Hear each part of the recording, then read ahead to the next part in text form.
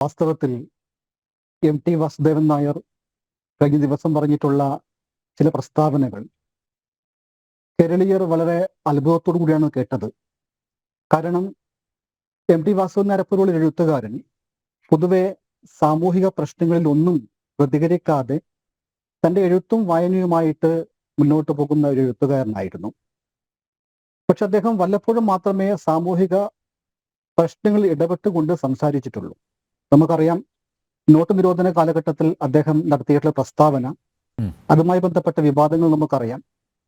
അതിനുശേഷം നമ്മൾ കാണുന്നത് കഴിഞ്ഞ ദിവസം കേരള ലിറ്റററി ഫെസ്റ്റിവൽ നടത്തിയിട്ടുള്ള പ്രസംഗമാണ്. ഈ ഒരു പ്രസ്താവനയിലൂടെ അദ്ദേഹം ഉദ്ദേശിച്ചത് എന്താണെന്ന് കൃത്യമായിട്ട് ആർക്കും വ്യക്തമല്ല. പക്ഷേ അതിന് സാഹചര്യ നിമിത്തം ചില കാര്യങ്ങൾ കേരള ജനതയോട് അദ്ദേഹം പറയാതെ പറഞ്ഞു വെക്കുന്നുണ്ട്. നമുക്കൊക്കെ അറിയാൻ പറ്റുന്ന കാര്യമാണ്.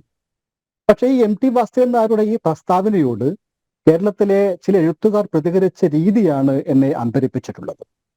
ഇങ്ങനെ പ്രതികരിച്ച ഇവരുടെ പ്രസ്താവനകൾ, നിലപാടുകളൊക്കെ നോക്കുമ്പോൾ സ്വാഭാവികമായിട്ടും നമ്മൾ സത്യാനന്തര കാലത്താണ് ജീവിക്കുന്നത് എന്ന് ഉറപ്പിച്ച് വിശ്വസിക്കാനാണ് ഞാൻ തയ്യാറാവുന്നത്. സത്യാനന്തര കാലം എന്ന് പറയുന്നത് നമുക്കറിയാവുന്നതുപോലെ വ്യാജ വാർത്തകൾ കൊണ്ട് സൃഷ്ടിക്കപ്പെട്ടിട്ടുള്ള ഒരു സമൂഹമാണ് സത്യാനന്തര കാലത്തുള്ളത്. അതിൽ ഏറ്റവും പ്രധാനപ്പെട്ട ഘടകം, പലപ്പോഴും പറയാറുണ്ട്, വ്യാജ വാർത്തകൾ എങ്ങനെയാണ് സമൂഹത്തെ തെറ്റായ വഴിയിലേക്ക് നീങ്ങുന്നത്. എന്നാൽ ഇവിടെ സംഭവിച്ചിട്ടുള്ളത് മറ്റൊന്നാണ്. ഒരു അസത്യം അസത്യമാണ് എന്ന് കൃത്യമായിട്ട് നമുക്കറിയാം. പക്ഷേ അത് സത്യമാണെന്ന ഭാവത്തിൽ വിശ്വസിക്കാൻ നാം വിധിക്കപ്പെടുന്നു. അങ്ങനെ ഒരു കാലഘട്ടത്തിലാണ് നമ്മൾ ജീവിക്കുന്നത്.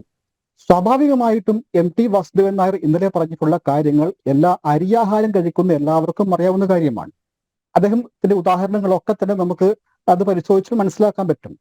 വാസ്തവത്തിൽ ടി മാത്രമല്ല ഇത് പറഞ്ഞിട്ടുള്ളത്, മുമ്പ് പലരും ഈ കാര്യം പറഞ്ഞു വെച്ചിട്ടുണ്ട്. ഓരോ കാലഘട്ടത്തിലും പറഞ്ഞു വെച്ചിട്ടുണ്ട്. എഴുത്തുകാർ ആരായിരിക്കണം, ഭരണകൂടങ്ങളോട്, രാഷ്ട്രീയക്കാരോട് എഴുത്തുകാർ എങ്ങനെയാണ് പെരുമാറേണ്ടത്, നേരിടേണ്ടതൊക്കെ വളരെ കൃത്യമായിട്ട് മുമ്പ് തന്നെ പലരും പറഞ്ഞു വെച്ചിട്ടുണ്ട്. ഇവിടെ ഈ ടിയുടെ പ്രസ്താവനയോട് പ്രതികരിച്ചുകൊണ്ട് നടത്തിയിട്ടുള്ള ചില പ്രസ്താവനകൾ കൂടി പരിശോധിച്ച് മനസ്സിലാക്കാൻ പറ്റുന്നുണ്ട്. നമ്മുടെ കവി സച്ചിദാനന്ദൻ പറഞ്ഞിട്ടുള്ളത്, ഇത് കേരളത്തിന്റെ അന്തരീക്ഷത്തെ അടിസ്ഥാനമാക്കി ചെയ്ത ഒരു പ്രസംഗമല്ല ഇത് ഇന്ത്യയിലെയും ഭൂഗോളത്തിലെയും ഒക്കെ തന്നെ എല്ലാ പ്രശ്നങ്ങളെയും അഭിസംബോധന ചെയ്യുന്നുണ്ട് എന്നാണ് സച്ചിദാനന്ദൻ പറഞ്ഞിട്ടുള്ളത്. സക്രിയും സാറാ ജോസഫും ഒക്കെ തന്നെ ഇതേ നിലപാടാണ് എടുത്തിട്ടുള്ളത്. പക്ഷേ കൽപ്പറ്റ നാരായണനെ പോലുള്ള കുറച്ച് ആൾക്കാർ ഇത് കൃത്യമായിട്ടും കേരളത്തിന്റെ പശ്ചാത്തലത്തിലാണ് എന്ന് അടിവരയിട്ട് പറയുന്നുണ്ട്. അപ്പൊ ഒരു പ്രസ്താവന ആലങ്കാരികമായിട്ടൊന്നുമല്ല അദ്ദേഹം പറഞ്ഞിട്ടുള്ളത്, വളരെ കൃത്യമായിട്ട് വാസ്തവിക ബോധത്തോട് പറഞ്ഞതാണ്. അങ്ങനെയുള്ള പ്രസ്താവന പോലും നമുക്ക് നേരാംവണ്ണം മനസ്സിലാക്കിയിട്ട് ചർച്ച ചെയ്ത് പരിഹരിക്കാൻ നമ്മൾ കഴിയുന്നില്ല എങ്കിൽ നമ്മുടെ സമൂഹം, നമ്മുടെ എഴുത്തുകാര് തീർച്ചയായിട്ടും സത്യാനന്തര കാലത്തിന്റെ അനുഭവങ്ങൾ അനുഭവിച്ചുകൊണ്ടാണ്, അല്ലെങ്കിൽ അത് സ്വീകരിച്ചുകൊണ്ടാണ് ജീവിക്കുന്നത് എന്ന് മനസ്സിലാക്കാൻ പറ്റും. പിന്നെ അതിനുശേഷം ടി വാസുദേവൻ ഇന്ന് നടത്തിയിട്ടുള്ള പ്രസ്താവനകൾ സ്വാഭാവികമായിട്ടും നമ്മൾ ചിന്തിക്കേണ്ടത്, ഒരു രാഷ്ട്രീയ പാർട്ടിയും അതുപോലെ തന്നെ ഒരു ഭരണകൂടവും പ്രതിസ്ഥാനത്ത് നിൽക്കുമ്പോൾ അവരെ അങ്ങനെ പ്രത്യേകിച്ചിട്ട് പ്രതിസ്ഥാനത്ത് നിർത്തേണ്ട ആവശ്യമില്ല എന്ന് ചിലപ്പോൾ അദ്ദേഹം തോന്നിയിരിക്കാം.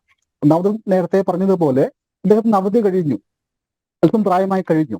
അതുകൊണ്ട് ആരെയും അല്പം വെറുപ്പിക്കണ്ട എന്നുള്ള ഒരു ബോധ്യം അദ്ദേഹത്തിന് ഉണ്ടായിരിക്കാം. അതുകൊണ്ടായിരിക്കാം പറഞ്ഞിട്ടില്ല. പക്ഷെ കൃത്യമാണ് അത് പറഞ്ഞ വേദി, അത് പറഞ്ഞിട്ടുള്ള അന്തരീക്ഷം, അതിന്റെ സാഹചര്യം ഒക്കെ വ്യക്തമാണ്. കേരളത്തിന്റെ അന്തരീക്ഷത്തിൽ തന്നെയാണ് അദ്ദേഹം പറഞ്ഞത് എന്ന് മനസ്സിലാക്കാൻ പറ്റും.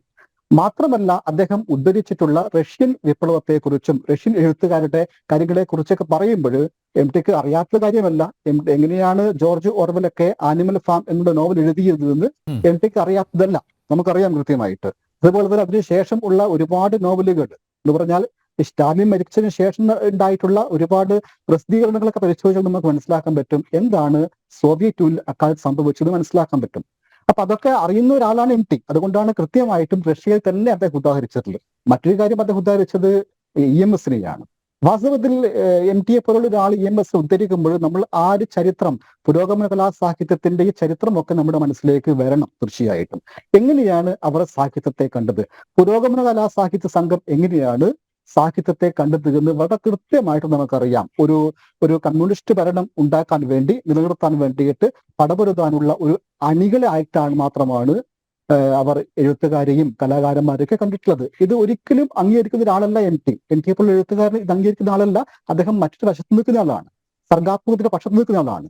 പക്ഷെ എന്നിട്ട് പോലും അദ്ദേഹം EMSനെ ന്യായീകരിച്ചുകൊണ്ട് സംസാരിക്കുമ്പോൾ സ്വാഭാവികമായിട്ടും അദ്ദേഹത്തിനും ഈ പറഞ്ഞിട്ടുള്ള എന്തൊക്കെയോ ചില മാറ്റങ്ങൾ സംഭവിച്ചു എന്നാണ് മനസ്സിലാക്കേണ്ടത്. ഇവിടെയാണ് നമ്മൾ KPFനെ പോലുള്ള ചില ആൾക്കാരെ ഓർമ്മിക്കേണ്ടത്.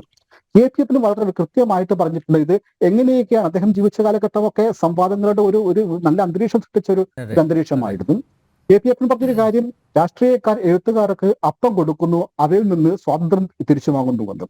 അങ്ങനെ കഴിഞ്ഞ അപ്പം കൊടുത്തിട്ട് സ്വാതന്ത്ര്യം തിരിച്ചു വാങ്ങുന്ന ഒരു രാഷ്ട്രീയക്കാരുടെ അന്തരീക്ഷത്തിലാണ് അദ്ദേഹം പറഞ്ഞിട്ടുള്ളത് എഴുത്തുകാർ ഒരിക്കലും രാഷ്ട്രീയക്കാരുടെ അപ്പം സ്വീകരിക്കാൻ പാടില്ല എന്ന് പറഞ്ഞിട്ടുള്ളത്. ഇങ്ങനെയൊക്കെയുള്ള ഒരുപാട് സംവാദങ്ങളും ചർച്ചകളും ഒക്കെ നടന്ന അന്തരീക്ഷത്തിലാണ് നമ്മൾ ഇന്ന് ആലോചിക്കുമ്പോൾ ഒരു എഴുത്തുകാരൻ നടത്തിയിട്ടുള്ള സത്യസന്ധമായിട്ടുള്ള പ്രസ്താവന പോലും അത് വേണ്ട രീതിയിൽ പരിശോധിക്കുവാനോ അതിനെക്കുറിച്ച് സംവദിക്കുവാനോ തയ്യാറാവാതെ സച്ചിദാനന്ദനെ പോലുള്ള എഴുത്തുകാരൊക്കെ തന്നെ അത് ഭൂലോകത്തിലെ പ്രശ്നമാണ് എന്നൊക്കെ പറഞ്ഞിട്ട് ഒഴിഞ്ഞു മാറാൻ ശ്രമിക്കുമ്പോൾ സ്വാഭാവികമായിട്ടും നമ്മൾ സത്യാനന്തര കാലത്താണ് ജീവിക്കുന്നത് എന്ന് വ്യക്തമായിട്ട് ഉറപ്പിക്കാൻ നമ്മൾ ഇത്തരം പ്രസ്ഥാനം മനസ്സിലാക്കാൻ പറ്റും. മറ്റൊരു കാര്യം എന്ന് പറയുന്നത്, നമുക്ക് ഈ കൽപ്പറ്റ നാരായണനെ പോലുള്ള ആൾക്കാർ പറയുന്നുണ്ടല്ലോ ഇത് കൃത്യമായിട്ടും കേരളത്തിന്റെ അന്തരീക്ഷമാണ് എന്ന്. എന്തുകൊണ്ട് അദ്ദേഹത്തിനും ഈ പറഞ്ഞിട്ടുള്ള MTയെ തിരുത്താൻ കഴിയും? MTയോട് പറഞ്ഞിട്ട് മനസ്സിലാക്കാൻ പറ്റുന്നില്ല. MTയുടെ വാദങ്ങൾ ഇങ്ങനെയാണെന്ന് MTയോട് പറയാൻ കഴിയുന്നില്ല. അപ്പൊ ഇത്തരം കാര്യങ്ങളൊക്കെ നമ്മുടെ സമൂഹത്തിൽ ഉണ്ട്. തീർച്ചയായിട്ടും ഞാൻ വിശ്വസിക്കുന്നത് എഴുത്തുകാരനായിട്ടുള്ള MT ഒരു സാമൂഹിക വിമർശനം നടത്താൻ വേണ്ടി നടത്തിയ പ്രസ്താവന തന്നെയാണ് ഇത് എന്നാണ് ഞാൻ മനസ്സിലാക്കുന്നത്.